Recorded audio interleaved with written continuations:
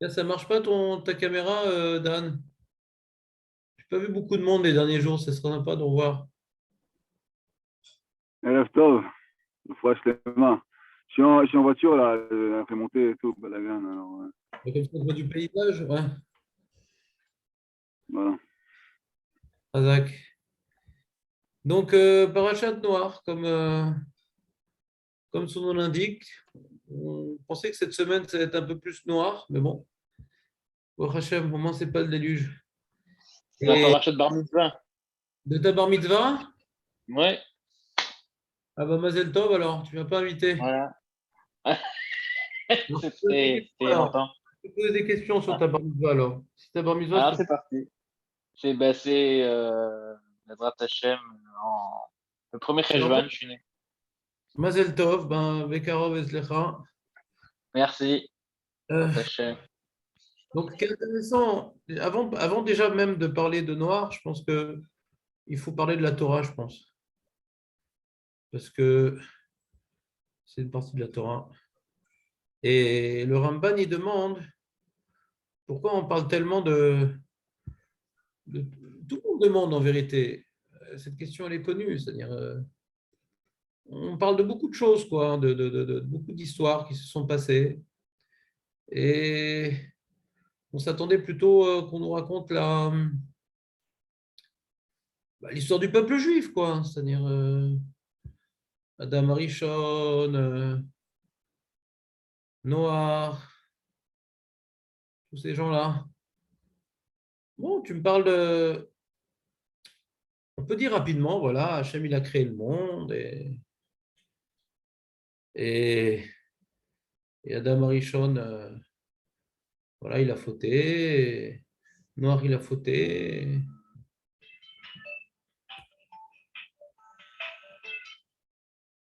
Oui, Philippe, voilà, si tu es là, je suis en Zoom, je fais un cours, si tu veux. Salut,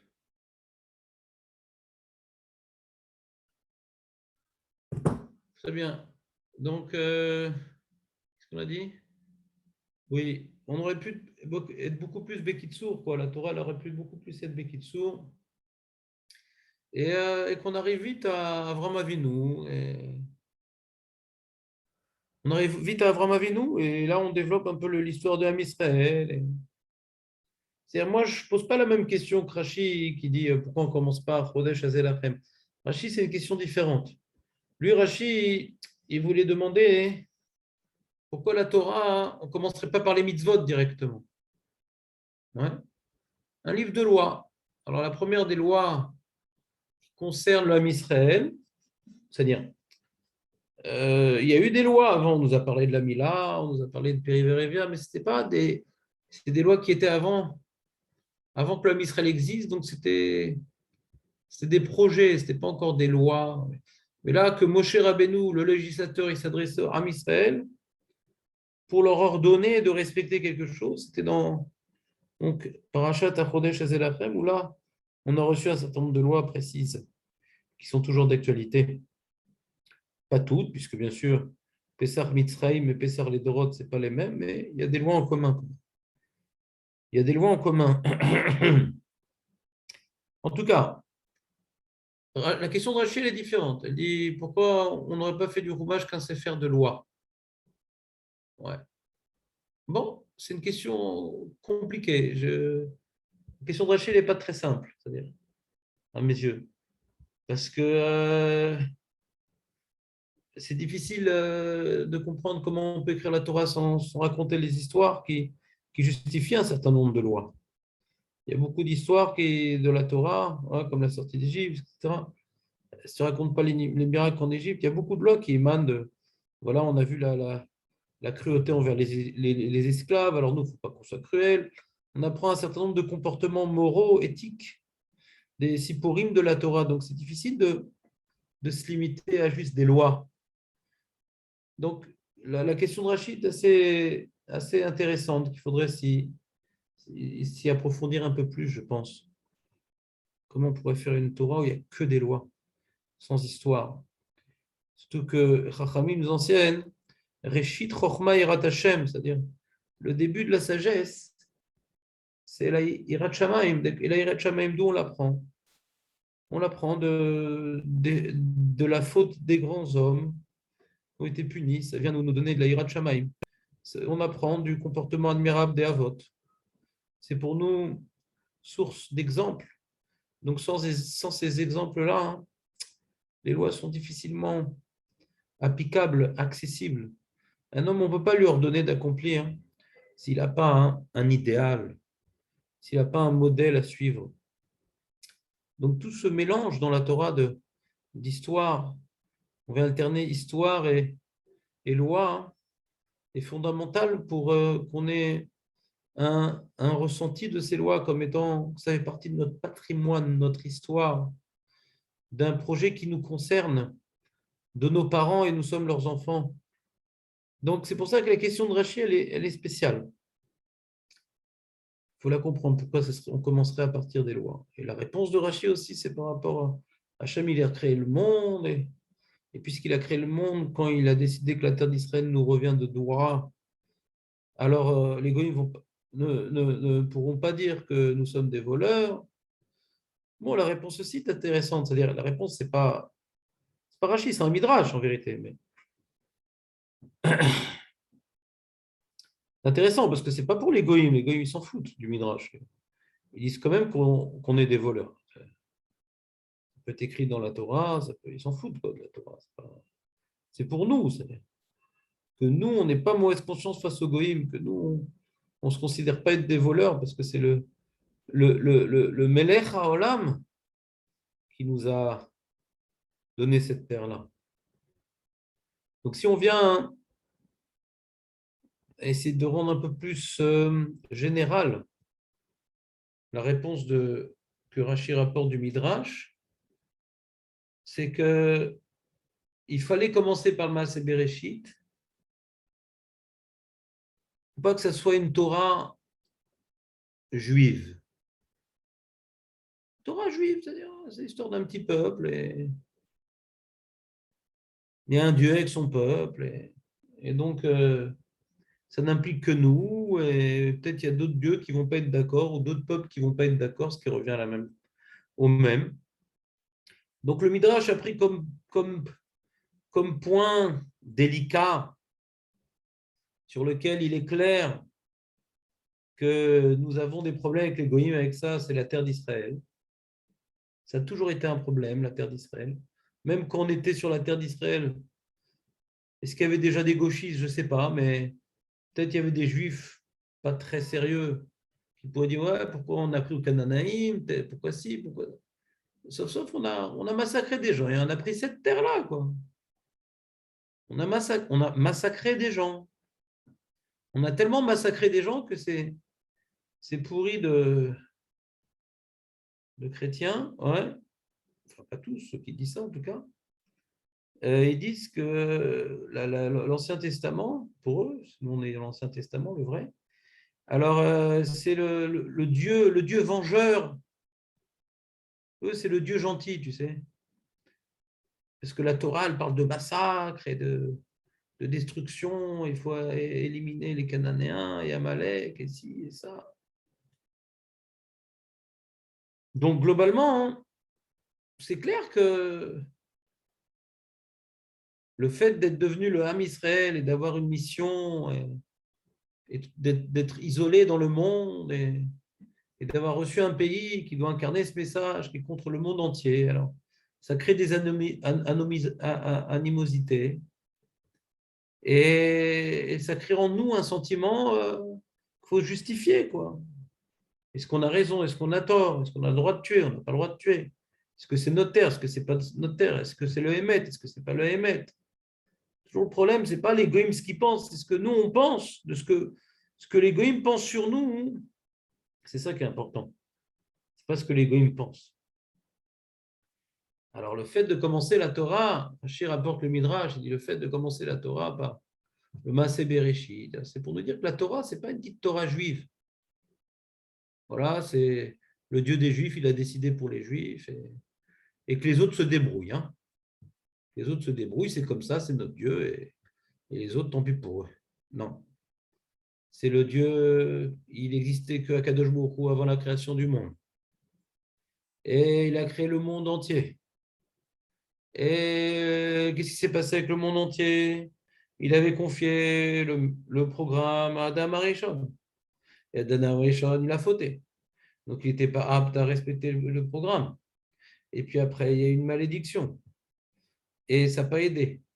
Parce que Caïn aussi, il a fauté. Et après, il y a encore eu une malédiction. Et puis, ça n'a pas aidé.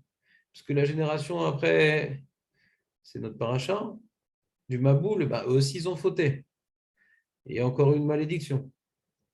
Et là, quand maintenant Hachem, il a décrété qu'il ne va plus détruire le monde, qu'il ne va plus maintenant maudire l'homme, on voit se profiler à l'horizon un descendant de Noach qui s'appelle Avraham Avinu. Ouais, parce qu'il y a marqué que Noach Matzahen, c'est le dernier passouk de la paracha. C'est le dernier passouk de la paracha. Que Noach ou Matzahen. C'est-à-dire qu'il n'était pas apte lui-même à bénéficier de sa survie. Ou Matzahen. C'est-à-dire quoi, Matzahen? C'est que le projet, ce n'est pas lui. Et il le prouvera. Il le prouvera que le projet, ce n'est pas lui, puisque dès qu'il a accompli sa mission qui était de sauver le monde matériel, dès qu'il a accompli le projet que Hachem lui avait confié, que lui n'a pas eu comme initiative, c'est Dieu qui l'a poussé, c'est lui qui lui a ordonné d'accomplir ce projet-là. Alors il l'a fait avec une perfection, il le fait avec une obéissance tzaddik pour écouter Hachem, avec sans esprit d'initiative.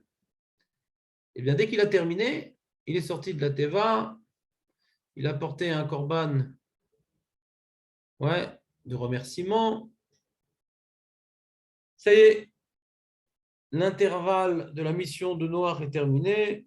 Première chose qu'il fait par sa propre initiative, il plante une vigne. Il s'enivre, il se dénude et ça entraîne une malédiction et ça entraîne l'esclavage de celui qui est un peu responsable de tout ce qui s'est passé, Canaan. Alors si on résume les différents points, c'est intéressant. Donc il a planté une vigne, il a bu, il se dénude, il y a une malédiction et un esclavage. Et on voit en vérité, c'est un peu la même chose qui s'est passé avec Adam Arishon. Mais c'est là à l'envers. Adam Arishon, lui, sa faute, c'est il voulait, bien sûr, je ne fais pas de distinction entre Adam et Chava. Adam et Chava, c'est un concept. Adam et Chava, leur faute, c'est également d'avoir consommé un fruit. Mais ce fruit-là, c'était un fruit qui était là pour donner de la connaissance, donner du darat, avoir du darat. Ils étaient nus et ils voulaient du darat. Noach, il était habillé et il a bu du vin qui a pour particularité d'être me'abed et darat. On perd le darat. C'est pour ça qu'à Purim, on boit. Parce que Deloyada, pour le Iboud Darat, pour être Mevatel notre Darat, pour comprendre qu'on n'a pas de Darat. Qu'est-ce qui est le bien, qu'est-ce qui n'est pas le bien? Purim, c'est une sorte de tikkun. C'est une sorte de tikkun de la faute d'Adam Arishon. D'être mitbatel le Kadosh Baruch Hu. Elle a nous Darat, Bichlal. Qu'est-ce qui est bien, qu'est-ce qui est mal?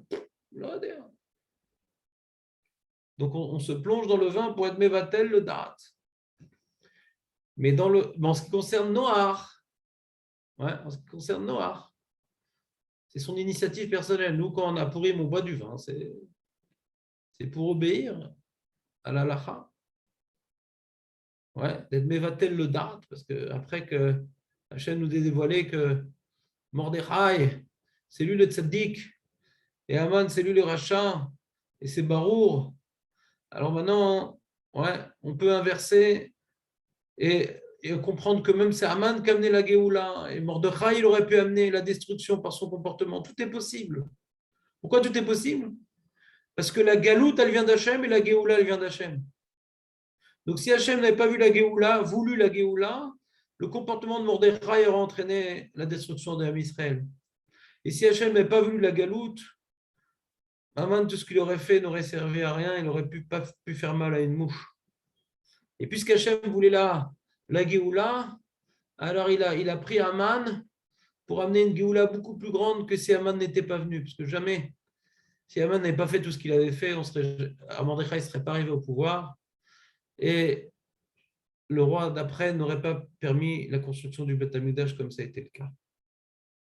Donc le bitul hadat, c'est quoi? Le bitul hadat, c'est qu'on sait que tout vient d'Akadosh. Il n'y a rien de mal, rien de bien, en valeur absolue. La seule chose négative, c'est la Avera. C'est la seule chose négative, c'est la Avera. La seule chose positive, c'est la mitzvah. Tout ce qui m'amène à faire des Averot, c'est Ra. Tout ce qui m'amène à faire des mitzvot, c'est Tov. Et c'est Hachem maintenant qui est le Tov. C'est lui qui m'aide à faire des mitzvot, à m'aider des Averot. Tout le reste, c'est un décor cinématographique. Donc pour Purim, c'était la première tentative de destruction du Ham Israël, mais c'est le premier mouvement de tchouva du Ham Israël. Jamais le Ham Israël, dans sa globalité, a pris l'initiative de faire tchouva, à un tel point que la Gemara nous dit qu'ils ont reçu la Torah Be'ahava, c'est ce qui n'a jamais été fait, ce qui n'avait jamais été fait précédemment. Donc on voit ici un grand message à Purim, et ce message-là, c'est un tikkun atsum. Il a fallu des millénaires pour que l'homme Israël comprenne. Et cette réflexion, on devait l'avoir normalement depuis le début. Quand on voit Adam Arishon, il a voulu plus de da'at, plus de compréhension. Mais pourquoi tu veux comprendre?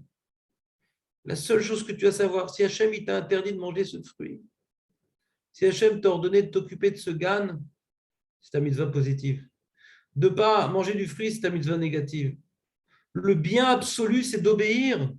Qu'est-ce que tu veux comprendre de plus? Le bien absolu, c'est d'obéir. Qu'est-ce que tu veux comprendre de plus? Vouloir comprendre plus, c'est chercher autre chose que d'obéir à Hachem. Et quand tu cherches autre chose qu'obéir à Hachem, c'est le mal absolu. Même si c'est pour comprendre la Torah, si maintenant, ce qui est devant toi, c'est d'obéir, et qu'au lieu d'obéir, tu cherches à comprendre, c'est le mal absolu. Des fois, on est confronté dans la vie à des épreuves où il faut agir, il faut passer à l'acte. Ce n'est pas le moment de poser des questions. Ce n'est pas le moment d'aller voir un rabbin et de lui demander de lui expliquer. On comprend qu'on a fait des bêtises. On comprend qu'Hachem, il veut nous bouger. On comprend que c'est le moment où on est suffisamment, comment dirais-je, sensibilisé par l'épreuve, qu'on est à même de prendre les bonnes résolutions. Chaque instant de perdu dans cette énergie de réparation qui nous est donnée devant nous, des fois quand on est dans des épreuves, on a des choses à faire. Comme je vous ai dit à Rosh Hashanah et Yom Kippour, qu'on a une période extraordinaire à Rosh Hashanah et Yom Kippour de faire tchouva sans les issourines, sans les épreuves, sans la peur de la mort. Parce qu'on veut faire tchouva. Parce qu'on veut faire tchouva. Et c'est difficile parce qu'il n'y a pas la mort, il n'y a pas l'issourine. Alors on fait des petits efforts, on voit slichot, etc. Mais est-ce que véritablement on balaye de notre emploi du temps les choses qui nous éloignent du Hémet? Est-ce qu'on vient planter dans notre emploi du temps les choses qui nous rapprochent du Hémet? Ou on fait des actes symboliques ponctuels? C'est la question qu'on doit se poser. Alors, Kaniré, je vois pour ma part que la période de Rosh Hashanah et Yom Kippour n'a pas été suffisamment exploitée. Je n'ai pas pris les bonnes résolutions comme il se devait. Et donc Hachem m'a gratifié d'une période supplémentaire, une période supplémentaire de réflexion pour que ce petit passage qui s'appelle le Olam Hazé ne soit pas peu fructueux. On doit donner notre maximum. Si on n'a pas donné notre maximum à Rosh Hashanah Yom Kippour, après pendant toute l'année on dort. Qu'est-ce qui va nous bouger dans l'année si maintenant on ne se prend pas des grandes baffes? Qu'est-ce qui va nous bouger dans l'année? Métro, boulot, taureau. Ce qu'on a l'habitude de faire, normalement, on ne va pas le lâcher. Et ce qu'on n'a pas l'habitude de faire, normalement, on ne va pas le bouleverser. Quelle est la chesed d'Akadosh Baruch Hu? Des fois, il dit, bon, Haval, je vais lui donner d'autres Yemé Tchouva dans l'année. Alors nous, notre travail, c'est que les Asara Yemé Tchouva soient suffisants. De mettre le paquet, pas de faire les slichot. C'est des outils de véritablement passer à l'acte. Et comme je vous dis tout le temps, malheureusement, Kaniré, je ne l'incarne pas, mais comme je vous dis tout le temps, c'est quoi passer à l'acte? Toutes les choses qu'on aurait voulu passer à l'acte si on avait été plongé dans une situation dramatique, ces choses-là, il faut passer à l'acte à Sarah Metchouva. Comme ça, on n'a pas besoin d'être plongé dans une situation dramatique. C'est bon, on a déjà réglé le problème. Tout ce qu'on devait faire, on l'a fait. Ça sert à quoi maintenant une situation dramatique? C'est fini, on a fait le boulot.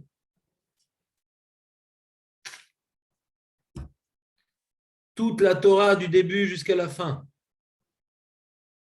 On ne voit que la relation avec Akadosh Baruch Hu, Srar ve'onesh.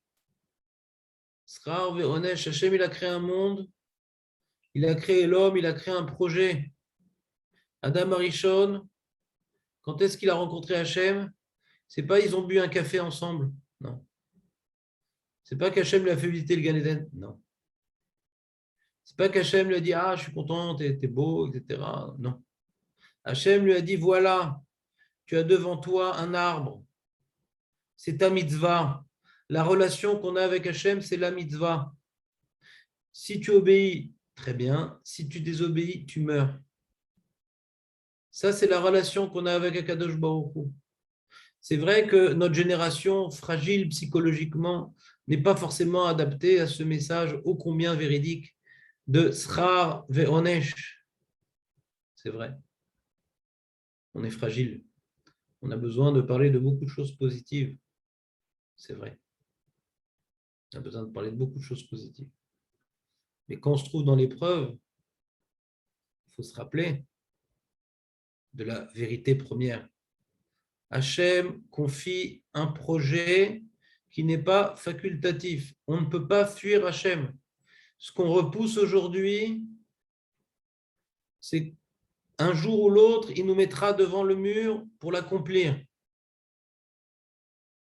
Il nous laisse le temps de faire tchouva, mais un jour ou l'autre, on devra rendre des comptes. Ce qu'on peut faire tchouva aujourd'hui, il faut le faire.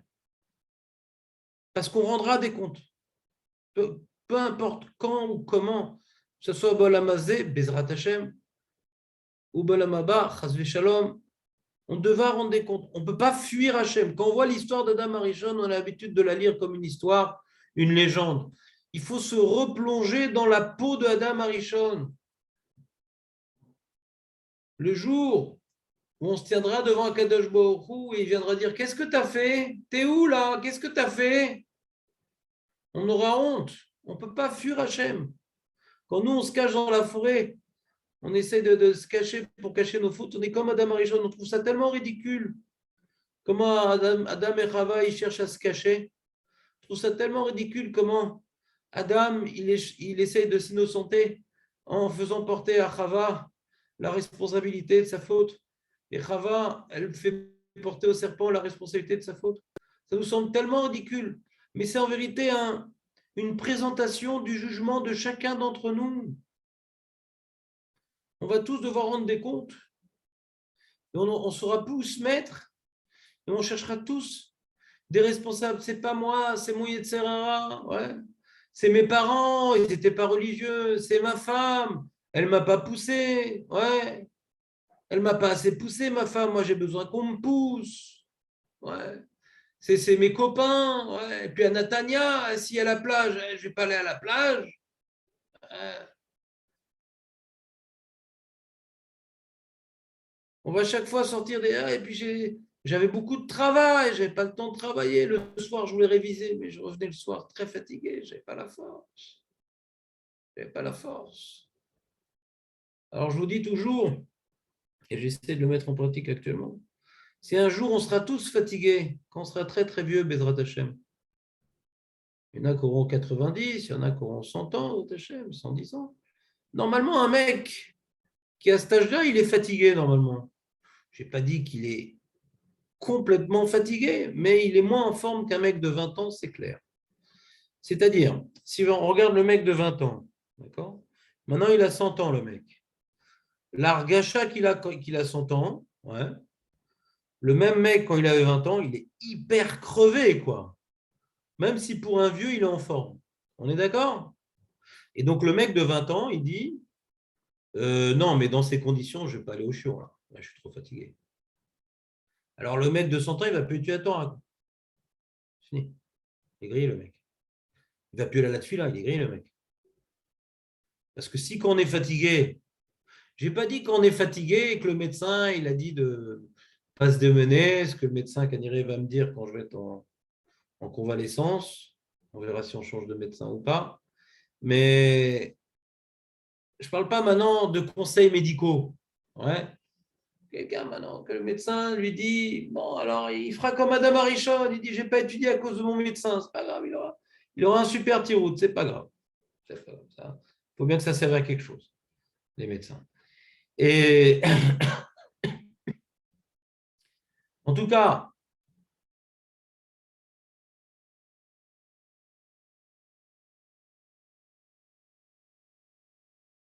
Adam Arishon, on doit se mettre dans sa peau. Lui, il a transgressé quelque chose qu'Hachem l'a dit de ne pas faire. Nous aussi. Lui, il s'est retrouvé devant Hachem, il avait honte. Nous aussi, si on ne fait pas de chouva, ça nous arrivera. Il cherchait des tiroutsim, nous aussi, on cherchera des tiroutsim.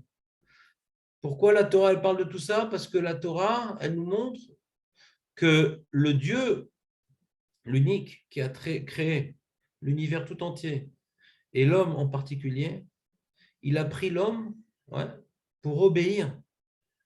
Ce n'est pas le Ham Israël qui a un programme. L'humanité tout entière doit obéir. L'humanité tout entière, c'est la raison d'être de l'homme d'obéir. Et la malédiction qu'on voit dans le monde, c'est le refus de l'humanité. Il y a une malédiction dans le monde, c'est clair. Il y a une tellement grande malédiction dans le monde qu'on a l'impression que Dieu, il est mauvais, chasvé shalom. Tellement d'enfants qui meurent, tellement de maladies, tellement de drames, tellement de catastrophes. Mais ça, c'est dans Averot, c'est le refus d'obéir. Le refus d'obéir. Marqué les Rovdao, les Shomra, il a donné à Adam Arishon le devoir de les Rovdao, les Shomra, le Gan Eden. Le Messie Téchérim, il dit c'est quoi les Rovdao, les Shomra? C'est les Kaim à mitzvot, si tu es les mitzvot que Hachem t'a confié. À ces Shomer à la Gan Eden. Comme maintenant tu n'es pas Mekaim les mitzvot, à Taores Taolam, Taores Tatzmecha. Quand on ne respecte pas les devoirs qu'Hachem nous donne, on abîme le monde. Il y a des mecs qui s'appellent les écolos. Ouais. Avant, on connaissait les écoliers. Maintenant, il y a les écolos. C'est quoi les écolos? C'est des apicorsimes. Ouais. Parce qu'ils pensent que parce qu'il y a un problème de frigo avec un gaz, alors il y a un trou dans l'ozone. Pas du tout. C'est nos avérotes qui abîment le monde. Mais Merav, mais c'est des calculs très très clairs. Les sacs en plastique, les déchets atomiques, le charbon. Oui, bien sûr, c'est très clair. Je n'ai pas dit que ce n'est pas clair. Que de la même manière que si je n'avais pas fait d'Averot, le virus qui était sur ma main, sur ma bouche, il m'aurait strictement rien fait. Ouais. C'est mon Avera qui a fait que ce virus, il a pu s'implanter en moi. Et chez certains, c'était un petit rhume. Et chez moi, Baruch Hashem, c'est là bien, Baruch Hashem, là je vais guérir, c'est bon. Jusqu'à présent, c'était une grande dégustade. Donc, Baruch Hashem, c'est pas le corona qui m'a frappé, pas du tout, c'est mes avérotes. Il n'y aurait pas eu le corona, il y aurait eu autre chose. Hein. J'en veux pas du tout aux Chinois, hein. Je n'en veux qu'à moi-même. Je suis le seul responsable de ce qui m'arrive. Il n'y a personne d'autre au monde. Qui c'est qui m'a contaminé? C'est moi-même. De la même manière, si maintenant on fait des mitzvot, pitom, on va y avoir un mec qui va trouver une idée géniale et tous les problèmes de pollution, de trucs, ils vont trouver un produit et ça va nettoyer. Attends, on a vu assez de films de science-fiction dans le jeunesse pour ne pas manquer d'imagination, Ribono Shel Olam. C'est vrai qu'il y a un cohort de destruction dans tous les gaz et dans tous les trucs que l'industrie moderne a mis en place de manière irresponsable et que c'est mal ce qu'ils ont fait et qu'ils ont une responsabilité dans la destruction du monde et de toutes les maladies que ça entraîne. Parce que Megalgelim Srout a l'idée Zakaev et Choval et Dechayav. Mais celui qui va être touché par la pollution plus qu'un autre, c'est ses avérantes. Pas tout le monde meurt de pollution. Et s'il n'y avait pas, si maintenant on arrive, il y a des gens, ils donnent beaucoup d'argent pour le cancer. Ouais. C'est bien gentil, mais quand on va trouver un médicament pour le cancer, bah, t'inquiète pas, Hachem va donner d'autres maladies. C'est pas shoot. Parce que c'est la Avera qui entraîne la maladie. Et alors, ça s'appelle le cancer. Ça peut être une autre maladie. À une époque, c'était la grippe espagnole. À une époque, on mourait tellement jeune que le cancer, il n'avait même pas le temps de pointer son nez à l'horizon. On ne savait même pas, les gens ils n'avaient pas le temps d'arriver, les gens à mourir du cancer, que déjà ils étaient morts d'autre chose. La mortalité infantile, c'était une catastrophe. Il y avait les guerres, il y avait les trucs. C'est simple, la population mondiale, je ne sais plus pendant, je l'avais étudié à une époque, mais ça fait longtemps, je ne sais plus pendant combien de siècles la population mondiale n'a pas augmenté. Tellement il y avait de mortalité, de guerre et d'épidémies, c'était une catastrophe, quoi. Pas besoin de cancer, pas besoin de pollution, hein, pas besoin de corona, hein. Pas du tout besoin de tout ça. Donc pareil, besoin d'Hachem. Le Ramban, il nous dit que la Torah, elle a raconté l'histoire d'Adam, Arishon, l'histoire de Caïn, l'histoire du déluge, l'histoire de Noah. Pourquoi? Pour voir que celui qui faute, il est exilé. Adam, Arishon a fauté, il a été puni, il a été exilé. Caïn a fauté, il a été puni, il a été exilé. Venad. Il y a la génération de Enoch aussi, le tiers de l'humanité est passé sous les eaux, ça ne leur a pas suffi. Et puis après, il y a eu le Dor Amaboul, où là, ils ont fauté, l'humanité était exilée de la terre. Il faut recommencer une nouvelle terre, un remake. Tout ça pour apprendre au Israël, si vous fautez, vous allez être exilé de la terre d'Israël. Si vous fautez, vous êtes exilé de la terre d'Israël. Tout ça pour l'Aram Israël, tout ça pour la terre d'Israël. Oui, c'est l'Aram Israël. Puisque Am Israël a pris la mission de l'humanité que l'humanité a refusée à de nombreuses reprises, eh bien forcément, ce que Hachem a fait à l'humanité, il devra le faire en Israël, et malheureusement, il l'a fait. Nous avons fauté, nous avons été exilés. Maintenant, Bor Hachem, on en est Israël. Bor Hachem, il y a encore des yeshivot, il y a encore des kolélis, il y a encore la possibilité d'étudier. Bor Hachem, ça donne des sruyot à la terre d'Israël. Ça donne des sruyot à Tsahal, qui moser nefesh pour nous protéger, mais ils ont besoin tellement des nissim, des mitzvot, de ceux qui étudient Yomam Valaïla. Cette complémentarité sainte, tellement vitale. Le gouvernement est en train de voter un budget qui vient diminuer les yeshivot à 50% du budget originel que l'État leur accordait. Là, ils vont faire un kitsous de 50%. Il faut bien donner aux Arabes. Le problème, c'est Hachem qui donne la parnassa. Les yeshivot, c'est Hachem qui les fait vivre. Une yeshiva qui mérite d'exister, elle ne disparaîtra pas. Le seul problème, c'est que quand à Médinat Israël, il donnait de l'argent à yeshivot, ça donnait un srout à Médinat Israël. Ça donnait un koach à Tzahal. Ça donnait une raison d'être à la Médina. Tant que la Médina donne de l'argent pour la Torah et non pas pour mettre en place des gay pride ou je ne sais quel autre événement honteux, eh bien, Bezrat Hashem, l'Am Israël ne disparaîtra jamais, c'est clair. Mais on veut qu'il reste en Eretz Israël, gouverné par des Juifs, même si ce n'est pas les plus sadikim ceux qui nous gouvernent, ouais. Mais malgré tout, il y a une responsabilité, il y a une unité, il y a des choses belles qui se passent dans ce pays. Il y a le chesed de Am Israël de tous les horizons. Il y a des gens qui aident. C'est vrai qu'il y a des discordes, c'est vrai qu'il y a des difficultés, mais il y a des grandes choses qui se passent ici. Et c'est important que les médias d'Israël continuent à aider les yeshivot. Donc si de mettre ce projet, ce budget, il passe, ce qui semble être le plus logique, vu la constitution de ce gouvernement, on aurait même pu s'attendre à pire, je pense. Il faut maintenant sauver le Ham Israël et sauver Eretz Israël par nos sriot à nous. J'aimerais déjà consacrer une minute, faire une petite interruption. J'aurais dû en parler au début, mais vous m'excuserez, je manque de concentration et d'organisation, mais j'aimerais tout d'abord vous remercier pour toutes les filotes que j'ai, tous les mots que vous m'avez témoignés. Ouais, Baruch Hashem, je sais que c'est très important ce que vous faites. Pour moi, c'est très important.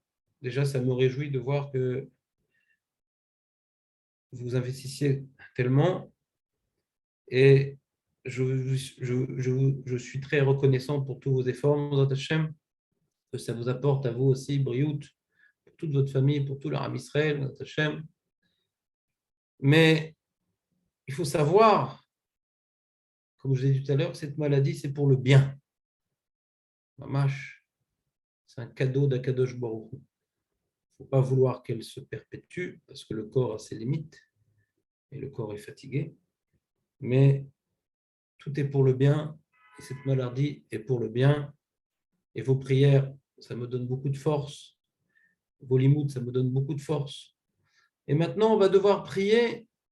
Maintenant, on va devoir étudier, non pas par ma foi, parce que Bezrat Hashem, ça y est, je vais guérir. Bezrat Hashem. Et pour le Ram Israël, pour Eretz Israël, maintenant, il faut prier et étudier. L'Am Israël est en danger. Eretz Israël est en danger. Il faut se sentir responsable de notre pays, de notre âme. J'avais souvent l'habitude de vous dire, voilà, il faut s'occuper tous les jours de notre Médina en faisant des mitzvot, et une fois, de temps en temps, il faut voter. Ce n'est pas tellement dans nos mains, mais on fait ce qu'on peut, c'est une petite goutte dans un océan. Mais quand même, il faut le faire. Là, on n'est pas en train de voter, là, les élections, malheureusement, ne semblent pas pointer à l'horizon. Anachnu tzrichim leosif shruyot, leman Aram Israël, leman Medinat Israël. Comme vous savez, la menace iranienne ne s'est pas, comment dirais-je, n'a pas disparu, bien au contraire. Je ne vais pas citer toutes les menaces qui pèsent au-dessus de Am Israël. Il y a beaucoup de projets de loi assez inquiétants qui touchent à la cacheroute, qui touchent à la religion, qui s'opposent quelque part à la religion venant de Médinat Israël. Donc, on doit se sentir personnellement, chacun, toi, moi, lui, responsable de ce qui va arriver. Tout le temps, je vous rapporte l'exemple de Hanouka.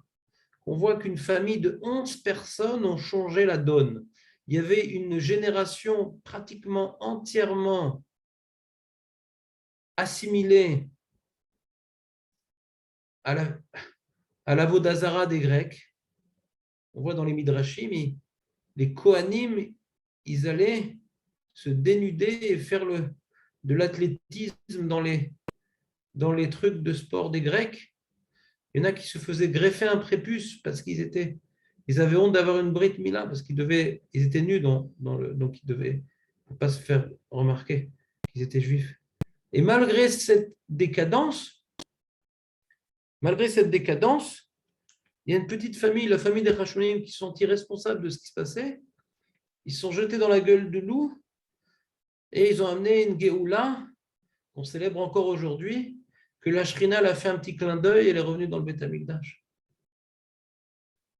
C'est-à-dire qu'on peut être un petit nombre et s'opposer à des choses qui dépassent complètement notre réalité individuelle.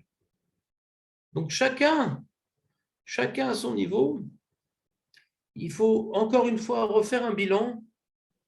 Et ça y est, Rav, tu nous as saoulé, on a déjà eu Rosh Hashanah, Yom Kippour, rebelote, voilà, saute. Rosh Hashanah, Yom Kippour n'a pas amené Mashiach, il a laissé Bennett en place. Ouais, et le programme pervers que le gouvernement avait projeté de faire commence à être beaucoup plus réel. On voit qu'ils arrivent à vraiment à mettre en place leur projet. C'est pas eux, hein, c'est pas eux. C'est pas eux qui arrivent, c'est Hachem. C'est pas eux, c'est Hachem. Hachem, il veut bouger les individus que nous sommes. La Médina, c'est bien, mais Hachem, il veut bouger les individus, il veut bouger les Hashmonaïm du Dor. Je ne sais pas combien on est, mais Hachem veut nous bouger. Un, c'est par le corona, l'autre, c'est par les difficultés de Shalom Bayit, l'autre, c'est par des problèmes d'argent, l'autre, c'est. Je ne sais pas. Je suis tellement fatigué, je n'ai même pas trouvé un exemple sur la belle-mère à dire. Mais, qui est le pire, Hachem, il veut bouger les individus, ça y est. Ça y est. Hanouka, c'est le dernier des Nissim qu'il y a eu dans l'âme Israël. Le dernier. Il y a eu Purim, c'était avant la construction du deuxième Beth Amikdash. Ouais. 7-8 ans avant la construction du deuxième Beth Amikdash, Purim. Et Hanouka, c'est 250 ans avant la destruction du deuxième Beth Amikdash. Donc c'est le dernier des Nissim que les Chachamim ont institué une mitzvah, une bracha, le kol hadeot, kamouvan, dernier Nes, Galouille institué par les sages, et il nous apprend le dernier message que les sages nous enseignent. Le dernier message. Ne néglige pas la force de l'individu. En Galou, tu auras des périodes où tu seras paumé. Il n'y aura pas de communauté qui va te porter, il n'y aura pas de rabbin. Tu peux te trouver en Allemagne avec des rabbins réformés. Tu peux te trouver, je ne sais pas où il n'y a aucune. Même la Torah, elle n'est pas émette. Tout est détourné, tout est déformé. Mais tu dois rester émette avec Akadosh Baruch Hu. Tu dois rechercher une relation personnelle avec Akadosh Baruch Hu, sans chercher de responsable. Oui, c'est les rabbins, oui, parce qu'ils ne m'ont pas expliqué. Oui, on a tous des comptes à rendre à Akadosh Baruch Hu. Ça ne sert à rien de chercher des excuses. On a des devoirs selon nos forces, selon notre potentiel. On doit s'asseoir, réfléchir. Donc, si on vient résumer, j'ai posé une question. J'ai donné différentes pistes de réflexion. Je vais résumer ce que j'ai dit pour que ce cours n'ait pas l'air trop décousu.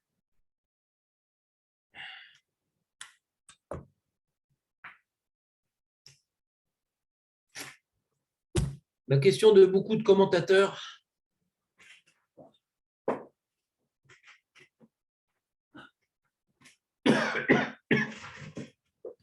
La question de beaucoup de commentateurs, c'est pourquoi on a besoin de tellement s'allonger sur toute l'histoire de l'humanité, sur tout ce qui s'est passé avant l'histoire de Ham Israël. Ça, c'est la question du Ramban. Rashi il rapporte le Midrash, dit pourquoi on ne commence pas Birklal par faire un livre de mitzvot. Tu commences à Parashat Bo, les mitzvot. Pourquoi tu fais un livre d'histoire? C'est la question que Rashi rapporte dans le Midrash. On a demandé, c'est bizarre cette question, parce que ça racole.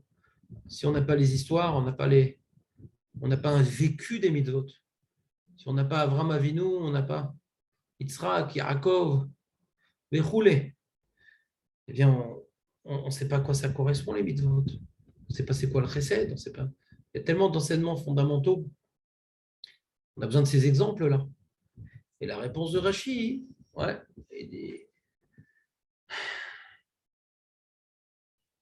c'est que par rapport à Eretz Israël, curieusement, voir que c'est Hachem qui a créé le monde, et comme Hachem il a créé le monde, et qu'il a décrété que la terre d'Israël de nous revenir, alors les goïms ne peuvent pas dire qu'on l'a volé. Alors on a dit, le problème, ce n'est pas les goïms, on s'en fout des goïms, parce que même les goïms, ils s'en foutent de nous.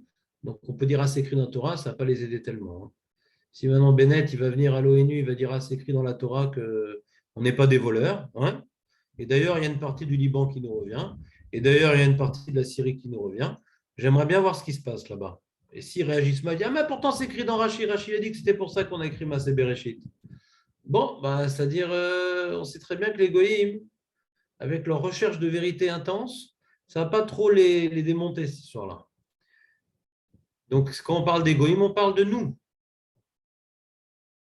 Que nous, on a mauvaise conscience face aux goïms. On a appris aux Cananéens leur pays, on a appris aux Palestiniens, ça n'existe pas, mais aux Arabes qui étaient là, leur pays.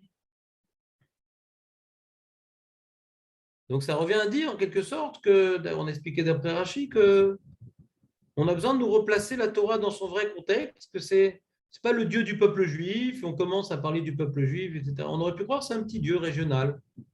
Non, c'est le seul, celui qui a créé le monde tout entier, et donc c'est lui qui décide, quoi. C'est pour nous donner un regard sur Akadosh Baruch Hu, ou Akol, ou Melech HaOlam, et donc on doit s'en foutre de ce que pensent les goïms. On s'en fout, Rashi nous dit, on s'en fout de ce que pensent les goïms. Si bien sûr, on respecte la Torah. Je n'ai pas dit que maintenant on va descendre dans une mosquée et tuer tout le monde et on s'en fout des goïms. Je dis non, je ne peux pas parler de ça. Je parle de quand maintenant on respecte la Torah. Maintenant, est-ce qu'on devait prendre en 48 la terre d'Israël ou pas? Alors c'est une discussion philosophique. Il y a une Mara qui a l'air de dire que non, etc. Bon, je m'en fous un peu, c'est dépassé, le sujet est dépassé. Est-ce qu'on avait le droit de faire ça, etc. Bon, peu importe maintenant. Maintenant, on est là et il y a aucun rave, pratiquement aucun rave qui dit il faut partir, etc. Il faut laisser la terre dans Chas v'Shalom. On est là et on fait des mitzvot ici. Est-ce que maintenant il fallait faire la guerre pour reprendre la terre d'Israël? C'est un sujet qui ne m'intéresse pas tellement dans la mesure où ce n'est plus un sujet d'actualité.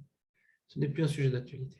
Mais en tout cas, ce qu'il faut retenir de ce rachid-là, c'est quand nous on fait ce que Hachem nous demande de faire, n'aie jamais mauvaise conscience par rapport au goïm. C'est aussi le Dieu des goïm. Ils ont été également créés par lui. C'est eux qui ont refusé le projet, c'est leur problème. Nous, on accepte le projet, on n'a pas à avoir honte de faire ce qu'eux, ils auraient dû faire, et mieux qu'eux. Ça, c'est comme ça que j'interprète Rashi. D'après le Ramban, on voit Srar ve'onesh. Celui qui faute, il est puni, il est exilé. Adam a fauté, il a été exilé du Gan Eden. Caïn a fauté, Na'a venad. Il a dû être en exil, il ne pouvait pas s'établir dans une ville. L'humanité a fauté, il a dû être exilé dans la Teva et attendre de recevoir une nouvelle terre, une nouvelle lieu de vie. C'est un nouveau monde qui nous attend en sortant de l'arche. Vous savez, c'est plus du tout le même nombre, vous le saviez. Le Sforno, il dit que la Terre, durant le Maboul, elle a pivoté l'axe. Il y a un axe sur lequel la Terre, elle tourne. L'axe, ce n'est pas du tout un déodorant. C'est quelque chose. Bon, je n'ai pas les forces d'expliquer mathématiquement la chose. C'est-à-dire qu'il y a la Terre, elle est ovale, mais elle pivote sur un axe. C'est comme une toupie, tu vois, quand tu tournes la toupie et qu'il y a suffisamment de force, et bien, quand elle a suffisamment de force, alors elle va pivoter sur un certain axe. Quand elle perd de force, alors l'axe il change, il est beaucoup plus variable jusqu'à être nul. Mais la Terre, au début, son axe, il était carrément au milieu. Donc ça fait qu'il n'y avait pas de saison. Vous savez que le froid et la chaleur des saisons, ce n'est pas tellement engendré par la proximité qu'on a au soleil, ou pas. Parce qu'en Australie, en hiver, il fait chaud. Ouais. C'est par rapport à combien les rayons solaires, ouais, ils ont besoin de traverser la couche d'atmosphère jusqu'à nous. Donc, plus maintenant c'est direct, ce qu'on appelle le méridien, hein, bah, plus il fait chaud.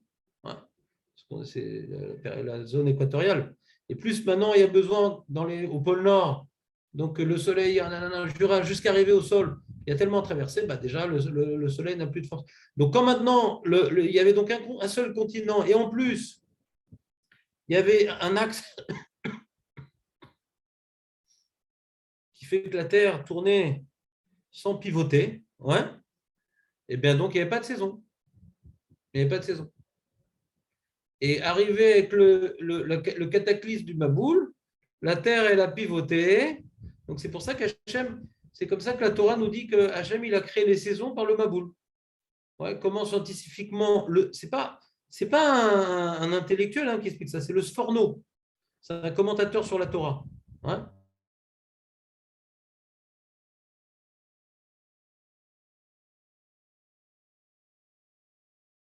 Donc ils font tout le temps plein de trucs pour essayer de trouver des solutions, les protestants américains. Mais je proteste, c'est un Sforno. C'est un Sforno Mefourash. Que la notion est. Alors, si vous voulez, je vous expliquerai plus tard pourquoi c'est nécessaire la notion des saisons. J'avais fait une fois un cours sur ça qui était très intéressant de Ravirch.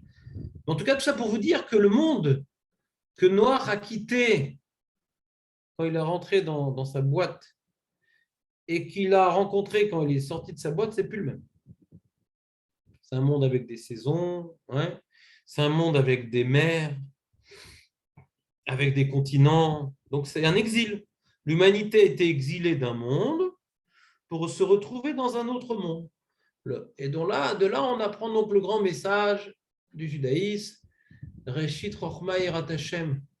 Quand on voit qu'on a des ordres et qu'on doit les respecter, et quand maintenant on des transgresse, on est puni, Reshit Chochma, avant de commencer la Torah de la Torah, la Lachot, d'abord la Yirat Shamaim, savoir qu'on a des comptes à rendre avec Baruch Hu. Aujourd'hui, je vous ai beaucoup parlé de cette notion-là, qu'on ne pourra jamais fuir à Kadosh Baruch Hu.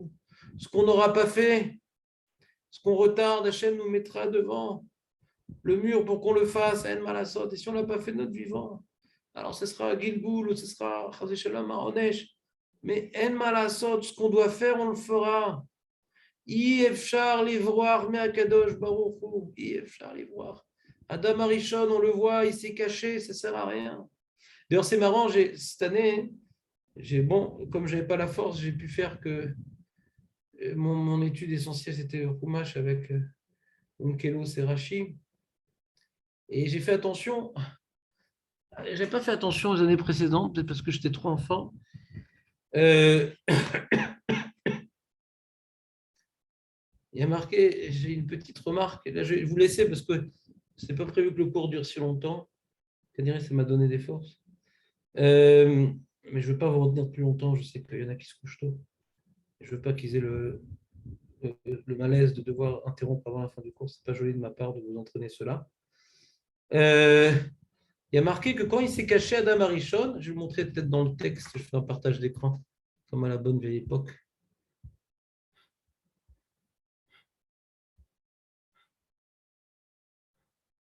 Ça ne marche pas le partage d'écran. Voilà. Alors attendez. Une seconde. Alors, nous avons ça allait plus vite, je vais faire une recherche. Non, je vais chercher moi-même. Excusez-moi de vous faire attendre comme ça. Je suis désolé. Il est marqué comme ça.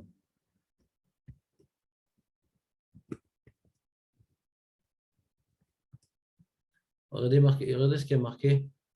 Vous avez le partage d'écran. Vaishmeu et kol Hashem Elokim. Mitaler Bagan, ils ont entendu la voix d'Hachem. Ils ont fauté tout ça. Ils ont compris qu'ils ont fait une gaffe.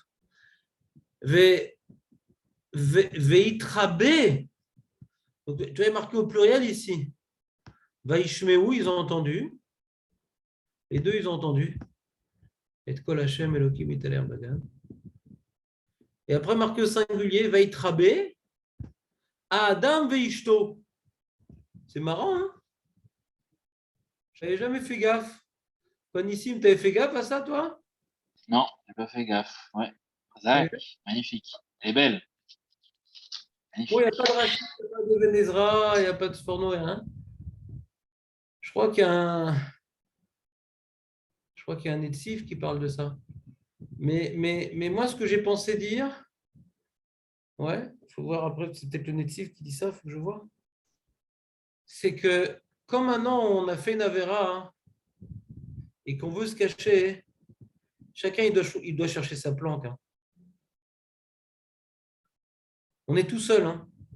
Là, ils sont en train de se cacher de Dieu, on est tout seul pour se cacher de Dieu. Il n'y a pas le rabbin, il n'y a pas la femme, il n'y a pas les enfants. Chacun, il se cache tout seul. Pour faire la Véra, on peut être plusieurs. Pour se tenir devant Hachem, on est tout seul. Chacun, il se cache tout seul. On va voir ce qu'il dit le Netziv. Je sais que le Netziv, il parle de ça.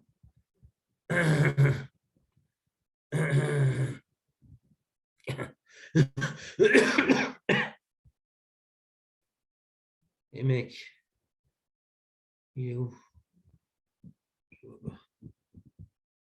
Je pensais que c'était le Netziv. Ah, voilà. Ah, mec, il a dit. Ah, il dit Vaïtrabou mibaye. Il aurait dû dire Vaïtrabou au pluriel. Vetou miutar tevot mipne Hashem Elohim. Pourquoi marqué? Ils sont cachés de devant Hachem. Bah oui, de quoi ils sont cachés? De Giscard d'Estaing. De qui ils sont cachés? Ouba, les lamdenu. שכל אחד יתחבא בפני עצמו כדי להגין על ערמותם בעצה ועלי אילנות, שלא יראה ערווה בששק. C'est sympa, c'est un petit route limoudi sympathique. Il y a un digne comme ça, on n'a pas le droit de voir une herva quand on fait une mitzvah. Herva, c'est une nudité, ouais. Quand maintenant je suis en train de faire le Kriyat Shema et que ma femme elle a les cheveux découverts, eh ben, je fais une avéra, je n'ai pas le droit. Je n'ai pas le droit de faire Kriyat Shema quand ma femme a les cheveux découverts ou quand elle a les coudes dénudés ou les genoux dénudés, tout ça. Donc il est marqué ouais, que qu'il irait Hervat Davar. On ne peut pas faire étudier la Torah ou faire Kriyat Shema, tout ça. Dvarim Shebekdusha devant quand il y a Herva. Et donc, comment ils vont se tenir devant Hachem et que les deux, ils étaient nus. Donc, ils ne pouvaient pas se cacher ensemble. C'est sympa, ça, non? Très joli. Très joli, Rav. Mais j'ai une là quand même. C'est pour le Kriyat Shema, c'est à la c'est le Kriyat Shema du matin et du soir, mais le Kriyat Shema à la mita, c'est pareil. Tout d'abord. Bah oui, puisque c'est pour le Mouda Torah. Hmm. On va pouvoir dire des psukim d'étudier devant une dénuderie. De la... Bah, tu la mets dans une boîte quand tu fais le. Aaron. Ok. Donc voilà, il y a un tirout pilpouli du Meshiv Davar qui a permis d'enseigner Nalacha à Nissim. Mais c'est pour ça que l'Achron faisait beaucoup de pilpolim, ça permettait d'enseigner comme ça des lachot au passage derrière à Chumash. Mais bon, Alpi Moussar, moi j'ai dit ce que j'ai voulu dire. Que quand on se cache devant Hachem, ouais, chacun il est seul. Et on verra plus loin que chacun il est seul, puisque chacun il a dit sur l'autre. Et Kaniré, l'autre il n'était pas à côté pour entendre.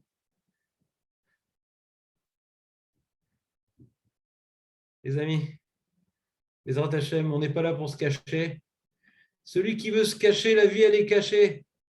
Et après, il va devoir prendre des cachets. Et s'il n'est pas déprimé, il prendra des comprimés. Bezrat Hachem, je vous souhaite beaucoup de joie. Je vous remercie encore infiniment pour tous les efforts que vous faites. Je ne le mérite pas, mais j'en suis encore plus reconnaissant. Si, Bezrat Hachem, j'ai la possibilité encore de vous donner des cours, Bezrat Hachem, il n'y a pas de raison que non. Donc, je vous tiens au courant. Kaniré sera plus le soir que le matin, parce que le matin, Pour l'instant, c'est une catastrophe. Donc, le soir, j'ai le temps de beaucoup me reposer avant de donner le cours. Le matin, la nuit, elle n'est pas terrible, donc c'est pas terrible le matin. Donc, on va essayer de vous tenir au courant. Si le WhatsApp est toujours malade, tu as vu, Hachem, il voulait tellement pas que je vous fasse ce cours qu'il a même cassé les WhatsApp. Je crois que ça remarche maintenant. Ça remarche, tu as vu, c'est pas shoot. Hein. Ouais, c'était juste pour le cours. C'est juste pour le cours, comme quoi. Exactement, pour le corps. J'aurais peut-être pas dû faire le cours alors. Non, parce que si je n'avais pas fait le cours, peut-être le WhatsApp, il n'aurait pas marché encore. Les mecs, ils m'auraient appelé, à l'aide. S'il vous plaît, faites votre cours, qu'on en finisse. Bon, j'espère qu'ils me donneront un pourcentage. Bezrat Hachem, les amis, si on peut le soir, c'est bien. Si on peut le matin, c'est bien. Si on peut tout le temps, c'est encore mieux. Donc, si le WhatsApp ne marche pas, essayez d'avoir un œil attentif sur le mail. Ça, ils n'ont pas encore bloqué le mail. Dans Hachem, je vous souhaite que des bonnes choses et essayez de trouver du temps pour étudier la Torah. Chaque jour nous est donné pour étudier la Torah et faire des mitzvot. Chaque jour, il faut faire le bilan. Qu'est-ce que j'ai fait? Qu'est-ce que j'ai pas fait? Chaque jour, on ne sait pas combien de jours Hachem nous donne à vivre. Il y a un chassid Rabat, j'ai vu, 45 ans, il nous a quittés. On ne sait pas combien d'en est. On a devant nous, il a eu le corona à 45 ans, il est parti. On ne sait pas, on ne sait pas, on ne sait pas. Chaque jour est un cadeau qu'il faut l'exploiter au maximum, les amis. Bezrat Hachem, je vous fais confiance, mettez le maximum. Pas pour ma guérison, pour votre réussite dans votre olamazé aussi. Je vous remercie que ce soit pour ma guérison, mais faites-le surtout pour vous, que vous ne soyez pas passé sur terre pour beaucoup de choses que vous faites, mais encore pour encore plus de choses que ce que vous faites. C'est déjà bien ce que vous faites, mais encore plus de choses. C'est tellement magnifique le Olam Haba. Chaque niveau, en plus, c'est des mondes séparés encore plus élevés, on ne peut même pas imaginer. Bezrat Hachem, je vous tiens au courant pour la suite des événements. Chazak Ubaruch Harav. רפואה Refoua שלמה. shelema. Refoua shelema. חזק וברוך הוא, רפואה שלמה רב. Merci pour tout.